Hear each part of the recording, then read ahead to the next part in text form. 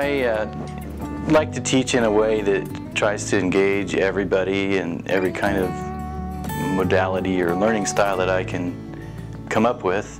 And it doesn't happen every day and it doesn't affect everyone, but to the best of my ability I really try to get everybody engaged. And engagement's one of the, it's right in our syllabus. It's a very clear expectation, and I announce that the very first day. I read it out loud to them and I make a big production of it. And engagement can be as simple, of course, as answering questions or even listening, or as complicated as giving a speech or doing peer teaching. And so we try to do different things. One of the things that has really gone kind of well is in relation to audience. There's this exercise we do in my Comp 2 class, and haven't yet found an online equivalent for this, but on the ground in my blended and standard Comp 2 class we have this exercise in rhetorical situation, and the way it works is I have them propose new campus organizations, and it's basically a three-stage process where they first of all sit around in a small group. There's usually 4 or 5 groups in the room, and they talk among themselves about what interests they have and so on. So they're getting connected to one another, and then something bubbles up, whether it's young Republicans or fireworks or any other kind of activity that they think there ought to be at a college. And since we're a community college, and since I'm in the Andover campus and it's largely a commuter campus, student activities are kind of rare, so it's a really good activity, a classroom activity, to get them kind of thinking about what we could have here. And there have been actually a couple of clubs that have started up through this process. One of them was a creative writing club. And so the first phase is the brainstorming, and then they have to get to the point where they can articulate their idea to a group of peers. In this case it's the student government. And they have to be able to present that orally to them. And then the next phase of it is to put that in writing as like a official proposal.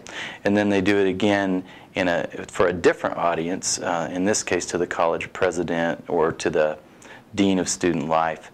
And the twist is that whenever they get close to the end of the engineering of it all, usually the second class period when they're talking about it, I actually have the student government and sometimes the dean or one day a vice president come in and listen to them. So they found that the real life application and the real audience is good, and it makes them think about different audiences in a different way. So, and it's all a precursor for the other audience related things we do in class.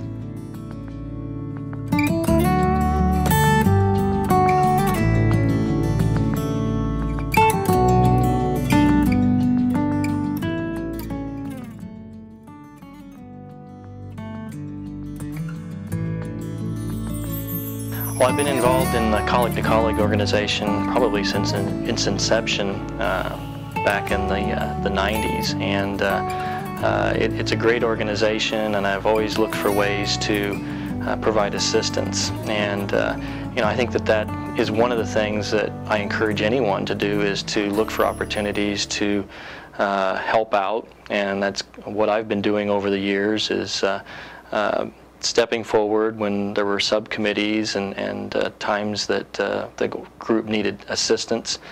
About 3 years ago I was asked to be the vice chair, and it was a great learning experience for me, in that these things just don't happen. It takes a lot of planning, it takes a lot of effort from a lot of individuals from around the state of Kansas and Missouri to make our annual SIDLIT conference happen.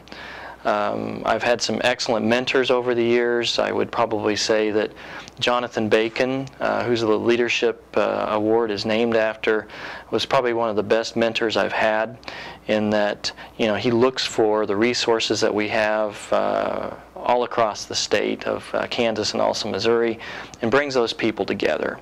So, when someone asks me, what leadership qualities, I don't see myself as a great leader. I see myself as a person who surrounds themselves with good people. I see myself as someone who looks at the resources that are available and also try to find people that can bring things forward. I've worked here at Johnson County for over 23 years. It's a great place to work in that we have great people, and some of the things that we've seen a great expansion of is the use of technology here at Johnson County, and also the online learning environment. I'm currently the director for distance learning, and our growth in this environment has doubled and tripled. We have a huge demand for that from our students. It seems like every semester these are the first sections to fill. It's also a challenge for us in that we are very concerned about the quality of our online courses, and so we want to make sure that not only do we have the course offerings, but also that we have qualified instructors. I'm also a Quality Matters trainer in that we are starting to use the QM rubric as part of our initiative here at the college. So we are very concerned about the quality of online courses. We're also very concerned about the quality of our instruction that we have. And so that's been part of my initiative, is to make sure that we provide that level of quality for our classes.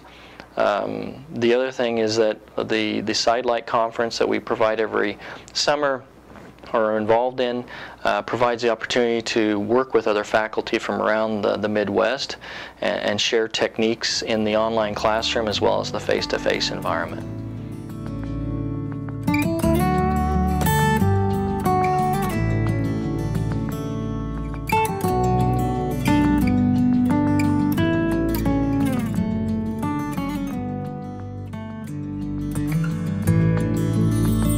Part of my job here at Barton Community College is to help the faculty understand the use of technology and translate the technology for them.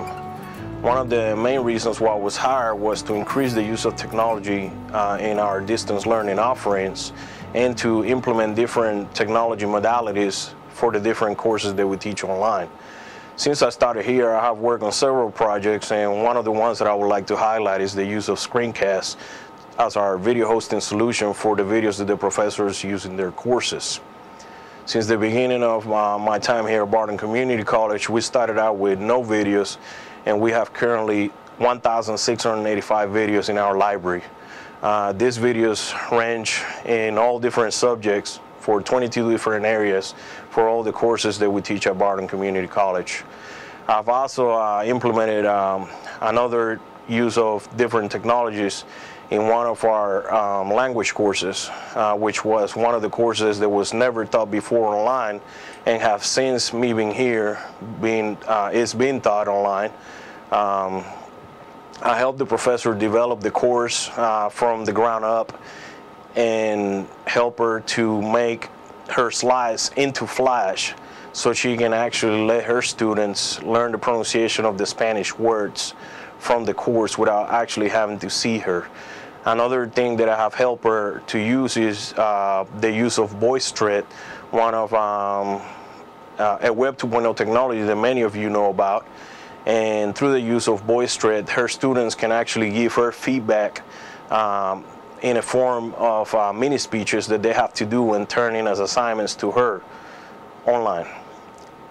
Another thing that I have done is I have helped a professor for the first time put a music appreciation course online, and for this what I did is I developed a course also in Flash that the professor uses to have her students listen to the music piece and then turn in their assignment or understanding of the piece to her through our LMS, which is eCollege. One of the goals of the grant was to increase the use of technology to 80%. In the first year alone, I was able to increase the use of technology to 70%, almost reaching the final goal of the 5-year grant that we got for Title III. I was able to do this through the use of all these different technologies and by facilitating different forums and presentations that I did for faculty. One of the things that a lot of people don't know is that I support 75 full-time faculty online, and that I also support a faculty at main campus at Great Bend, Kansas, even though that I actually work out of the office in Fort Riley, Kansas.